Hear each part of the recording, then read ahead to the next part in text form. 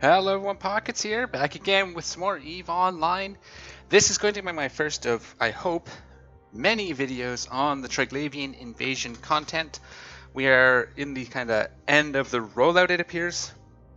So we'll go into the details on how that all looks. I just wanted to get a video out sort of talking about my thoughts in this first few, while it's unsolved and still new, what I'm thinking and how things went for me and my guys and what we did. So more of a first impressions type deal for this first video, and then I'm hoping and sure that as Malro we will be running these fairly regularly when they're available, depending on how that looks in the future. But so to start off this event, Triglavian invasion event, it's kind of been rolled out over the last few weeks. It's been going on since towards the end of May, so May like 28th I think was the first day. And yeah, so it looks like it's going to end up being similar to incursions, but requiring smaller groups. You don't necessarily need to have, it doesn't appear that you're going to need to have the big blingy fleets. It's more for someone our size. We're almost at the point where we can do invasions, but this is almost like another step. You can do FOBs, then you do invasions, then you do incursions. Unless they change something in the incursions after this, we don't know yet. So first let's look into what the Triglavian invasion looks like. We're here on the agency window. If you're not familiar with this and you're a new player, especially a new player, or very, very good for people that want to do stuff in high sec and also faction warfare, we can do that as well with this agency window. But looking here, we have some options. The big one here is the Triglavian invasions. And this is kind of what it looks like when you see it. This is where we finished doing, this is where we actually just finished up. You can see it says forces withdrawing. So it's been a few days, it's been up, the fight's been going on, you fill up this bar, once it's full, the Triglavians go back to their holes. Here's another system here, you can see it's actually, nobody seems to be running this because the bar is moving this way. I don't know what happens if the bar gets full. That's something we just don't know. It'll be very interesting to see. But let's go ahead and look at this one. So you can see here, once you've clicked into it, we've got our invasion-wide effects, and if you can hover over these, temporal flow anomaly spiking, agility is increased, so your ships are a little more agile. NPC ships are as well, so that's pretty fun. Remote control disrupted by entropic radiation, drone damage is reduced.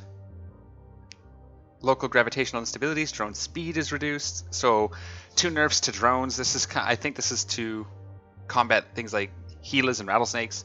I find it very interesting because if you think about it, one of the more popular ships, at least until fairly recently, one of the more popular ships to run the Abyss was the Gila. So it's almost like the Trigs came, the Triglavians, the Trigs, or the Triangles, came prepared to deal with drones. It's kind of interesting. Entropic radiation compromising material integrity, hull hit points reduced. So hull tanking, get a little bit of hull reduced. This also helps us fight rats. Their hulls are a lot softer. And entropic radiation is increasing mining laser charge. Mining cycle times are reduced. So this is actually a buff, and it's very interesting, a buff to mining. So the sites, well, first off, the systems all have their standard ore and moon belts, so you do benefit from that if you can survive the trig waves and the trig roaming fleets. But each of the different sites also come with ore in them that can be mined. And I don't do a lot of mining, but the top one, the World Arc site, you can actually get more fight, which is not available in high sec. I think it might be available small quantities in low sec. I'm not a miner, so don't quote me on it, but it's apparently very valuable to mine.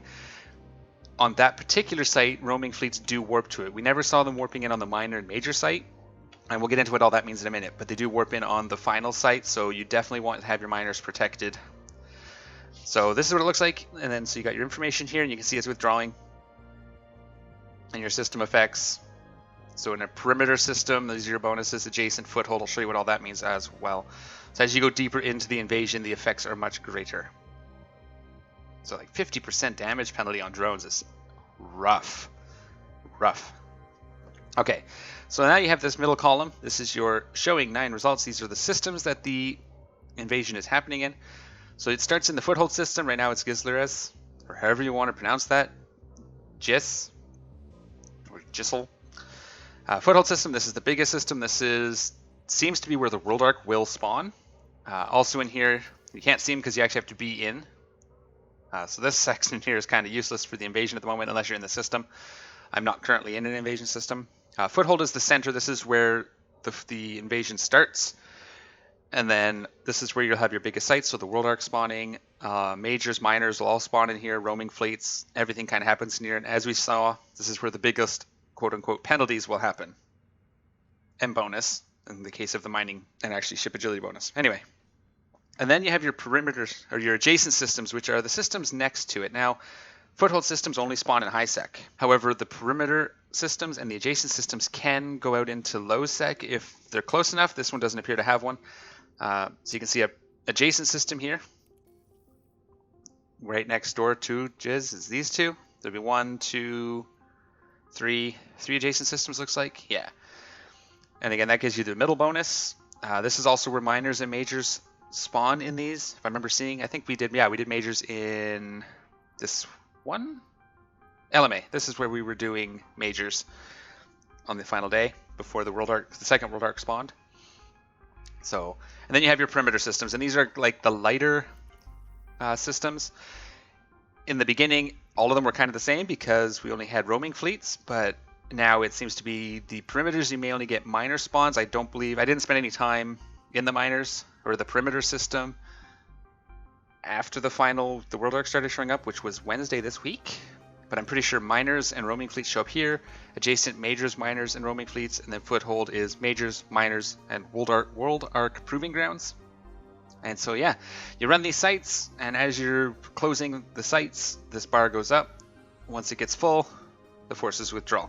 Very much like a faction warfare battle where you're fighting over plexes or complexes in the war zone, and as each side finishes sites, the bar goes up or down depending on, if I'm Gallentean and I'm winning, the site goes up, but if the Caldari are winning, it goes down, and vice versa. Very similar that way. I imagine it's the same with incursions. I've never actually run an incursion, so I don't know 100% how they work, but it seems it's a similar idea. Although I think the final site only shows up at the very end, if I remember correctly, and then you can camp it to keep the incursion there longer, something like that. Anyway, so that's the typical, this is how it lays out. You just set a system or set a destination, go to the system, do the sites. They do close, and once they close, they do take time to respawn. So once you've closed them all, sometimes you have to wait a little bit. It might be worth moving to another system. Depends on what's going on. Right now, I'm going to leave my final judgment for a little later. Right now, they're big and new, and everybody's in there. Don't know how things are going to work out once it settles down and less people are running it. It was definitely very busy while we were in there. For sites that are set for like minor sites, which are like 3 to 5 people or whatever, we'd hit up with like 20 or 30 people, so payouts weren't all that great in them. The majors were all right for the most part, even with an overage of people. You can see, I can show you some stuff here. So this was for the World Ark, 17 million for completing it, but there was our fleet and another larger fleet in the system at the same time. These are all majors. This is a major, but these are all definitely over-fleeted. So that's kind of the overview. You go into the systems, you fight the Triglavians, you can do the roaming fleets, you can do the sites. If you do the sites, you fill up this bar and it ends. A lot of the value from these sites actually comes from the rare loot from specific rats, specifically the Zorya rats, Zorya, I believe it's spelled. You'll see it in some of the videos. Keep an eye out for it. Some of the clips that I'm showing as I'm talking. So you kill those, you want to loot those because there's some really good loot in there. Also salvage. The salvage that comes from the Trigs, the roaming fleets, and the sites is all stuff that's used to build the Triglavian modules and ships. So there's high value in there as well. So it actually is very interesting. A lot of fleets do bring along an Octus and mobile tractor units. And then it also, as you can see, as you're watching some of the videos, you'll sometimes see like salvaging destroyers and things like that coming in, and ninja salvaging, like scavenging the field as you're wiping out the sites. Pretty interesting gameplay, just people just swarming everywhere. Like I said, it'll probably settle down a little bit over the next few weeks as people fall off and stop doing them because it's not their thing, and as we start understanding exactly what it takes to do them. So for the first week, we just had the roaming fleets, and I was at work the day it dropped. So we had a couple guys out in the field. I think it was a rattlesnake and a couple of Tengus out just doing roaming fleets. But I got home and we hooked up with, and I'll show you the ship fits as I talk about them. We did Osprey Caracal as our first little fleet. And I picked up about 3 Ospreys and maybe 3 or 4 Caracals, and we went out and joined the fleet and see what we could do. And it turned out really well. So this is the basic. This is what I flew the first day for the first week, but mostly the first day. I don't know why these are off. Pretty basic Osprey, right? 3 medium remote shield booster 2s, 2 remote capacitor transfers, compact afterburner, large shield extender, thermal and adaptive resist. So mostly the rats, the Triglavians, do explosive thermal, but the liminal rats, which we'll talk about the rats in a minute, the liminal rats also do EM, I believe, with their missiles. So, and they're the most damaging of the subtypes, is the liminal. So you do have to kind of tank a variety of damage types. These held up pretty good. We did a signal booster for the EM script, so you don't get jammed out as easy. Signal on first, so we can lock quicker and not get jammed out as easy, that sort of thing. Damage control module too. And the rigs are thermal reinforcer, and 2 extenders, and that worked pretty well. I don't have my drones. I did carry a set of light drones just to get in on some of the killing. Some of my guys carried some armor repping drones in case we got into trouble and wanted to top up someone's armor as well. And yeah, this looks like someone put in. This was actually one of the fleet ones. This is mine, but I put it back in the fleet, so someone actually used it and switched out the. We keep a set of sort of meta there for people that can't fly T2s, is what that is. But yeah, so that was the Osprey. I flew that for the first day. We did have a Caracal fit. It wasn't very good the first day because it was one that I modified from a solo passive shield, and I forgot to take the passive recharge module out of the low. It got swapped out for, I think, a damage control in the end, but yeah, we had a basic Caracal. I can get one. Alright, so this is the Caracal. Yeah, this is the broken one.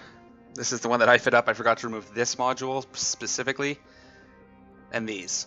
These needed to be switched out in this. The one I grabbed happens to have not been fixed yet. We have rebuilt this, but this is what we flew the first day. It still worked. I wouldn't have probably flown these in the more organized parts when you're doing the minors and majors. This is where we landed on the Caracal. We have Rapid Light Missile Launcher 2s, which people can meta down if they need to. Monopropellant Afterburner, Large Shield Extender 2, Target Painter 2, meta down if you need to. Some people also fly Web or Scram in this slot. It's kind of interchangeable because they all have value. So we try to mix it up. An adaptive invulnerability, a thermal. It was a guidance computer we swapped out the passive recharge module for in here. And DPS up here. Because we are flying Logi, it doesn't have to have a lot. And it worked out quite well with this. This is the new one that worked out very well. I'm not entirely sure what part. Oh, it's the Target Painter I can't fly for some reason. I still haven't trained that. So yeah, and you can see it went through several. This was the one I started with. My personal one isn't showing up here, but this is the broken one, and then we worked our way up. But there's an alpha version, right? So for lower skill point players, we have an alpha version. That's what the A means. Anyways, so that's the Caracal fit that we used for pretty much the whole invasion. Ash has fleshed out kind of an entire shield doctrine, right up from Caracals all the way up to battleships, and we're sort of playing around with seeing what works and what doesn't. But that was the first day, so we roamed around, killed the things. On the second week, that's when the minor complexes started showing up. On that week, we kind of upgraded a bit. Some of our guys were flying Basilisks. I flew a Cerberus for that week, and I've been using this one when I'm not using my Basilisk going forward. So there's my Cerberus here. I can show you the fit. It's not perfect, as I'm terrible at fitting, but it does a really good job. It's really DPS focused, buffer fit, just to buy me some time if they do start attacking me. I could probably swap one of these out for an EM hardener. Would probably not be amiss, or swap one of these out for an EM hardener, because it's pretty explosive hitting. So when the liminals do switch to me, it can be scary. But let's take a look. Heavy Missile Launcher 2s in the high. I carry both the Precision and Fury missiles. Precision for the smaller stuff, Fury for the bigger stuff. Gives good range with the Fury missiles.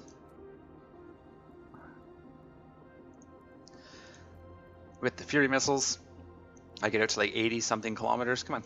And I don't know why I have Mjolnir Precision. I think I grabbed the wrong missiles. It's supposed to be Fury. Nova, because it's what the hole is for the Triglavian. So fly explosive and thermal damage, not EM. 86 kilometers with the Fury. And then to apply to the smaller ones, we use these. It seems to work. I will be switching those out for explosive going forward. I think I was using this for something else and I forgot to switch the missiles. Anyway, 2 hardeners. I'll probably do 1 explosive, 1 EM, just to buff up that EM hole. 2 Navy shield extenders, because why not? You're going to fly an expensive ship, bling it out a bit. Afterburner 2. 4 ballistic control systems. I may swap one of these out for a targeting computer, not a computer, targeting enhancer. And then I think it's a catalyst and a rigger. Oh, flare and catalyst, yeah. Rigger and flare. So this is for application to help apply to smaller targets. Lots of frigates and destroyers in these sites. Alright, so that's kind of the Cerberus I used. Some videos of that flying around. I did that a lot. The other thing I used a lot is my Basilisk, which is like the direct upgrade to the Osprey. It's the Tech 2 Shield Logistics Cavalry ship. Fortunately, I don't have the emergency response skin, so next best thing is the Ghostbird skin. It looks healy enough. Not. And on this one, basically the same idea. 2 remote capacitor transfers and 4 large shield transfers. Gives us really good boosting abilities. Shield transfer boosters. Extra large shield extender, invulnerability, and EM, because again, once I built this, we were wise to the fact that EM is also important. So this gives us a nice spread of resistance. Maybe could drop this for an explosive, or I don't know, maybe. Damage control and this here just so I can fit it. We have an auxiliary current router just to get a little bit more cap. It is stable, typically with both caps if I'm not being neuted. So it's pretty good.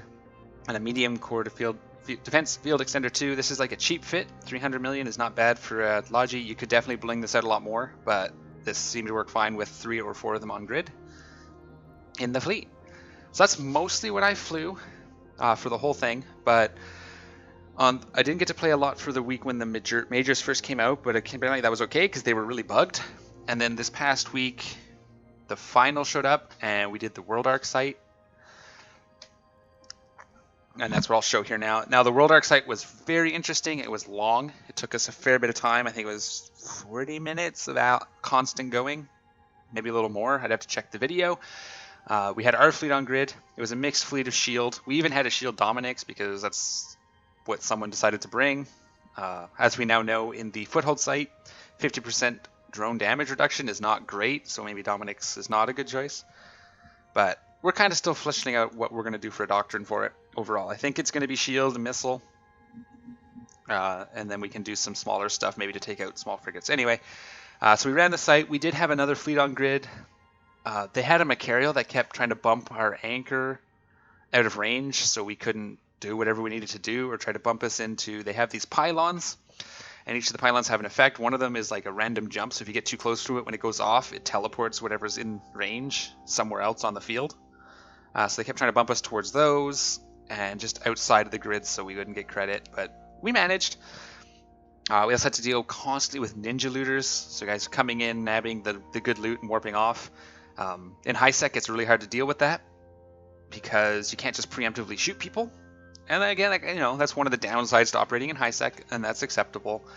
It's a little annoying that there is no recourse at all for ninja salvaging and ninja looting in high sec, but because even in insta-lock, like you can pre-lock them, but they're usually aligned. So even as soon as they loot and go yellow, they warp off, and if it's instant, right? So it's really hard. You can get lucky and sometimes catch them. One of the things we did is some of them, if we lock them up, they just warp off. So the less skilled ninja looters you can deal with just by locking them up and threatening them. But yeah, all in all though, it turned out really good. We took down the World Arc. It was the second World Arc. We missed the first World Arc by minutes. We were forming up to go get it, and when we undocked is when it went down. I say went down, it doesn't actually go down. If you watch the video, you can see once you've finished the site, it appears to just close up its gate and slink back into the abyss. It does this cool, almost looks like a cloaking effect where it just sucks itself back into the abyss. It looks really cool. I'm really excited to see if there's more in the next couple of weeks. This is just where we're at now. But yeah, really enjoying this. I don't know if we have a fleet up even at the moment, but I know Asteroids been streaming a lot of fleets, and he runs them live on his stream, and viewers can join too, so it's a mix. We get a few Malro guys, we get a lot of stream guys. We have other streamers that come and join us, or we join them, and all in all, it's a good time. Like I said, I'm really curious to see how things settle out after the first few weeks when people start not doing them anymore. But yeah, my impression is they're really good. It's an excellent thing for high sec especially. It feels very much like fleet training. So we have like the FOBs, where it was structure bash training, so you're kind of coordinating that. This is kind of the next step. This is fighting a battle. The rats do jump around the grid, so if you are trying to pull range on them and you're trying to snipe them, they can micro jump drive to you and try to close the distance, or they can jump around to get range if they need to. So you have to do a lot of the same things you would do against a person fleet. Once again, it's not as varied or not random. It's not as varied or unexpected. They don't do as many unexpected things as you can get from a player fight, player on player, PvP, fleet fight, but it's much closer. And for high sec, it's great. Our guys are becoming better pilots just running these sites. They're learning how to stay within range of logi, follow an anchor if that's what you're doing, working on target calling and following order of operations, taking out the bigger threats first, or something important like removing, if they have a lot of logi, trying to alpha some of the logi off the field so you can get break the battleships, that sort of thing. Like lots of much more interactive than what high sec has had. So I feel as we go forward, we'll be sending more skilled pilots to low sec and null sec as we go forward, and that's really exciting for me. So I'm very curious to see what this turns into. It's definitely something Malro intends to do a lot of. We are working towards doing incursions as well now. We have enough people. We're starting to get the skill level and be able to fly some of the nicer ships. So very exciting times. I do intend to do more of these. I'm going to do a lot more detail.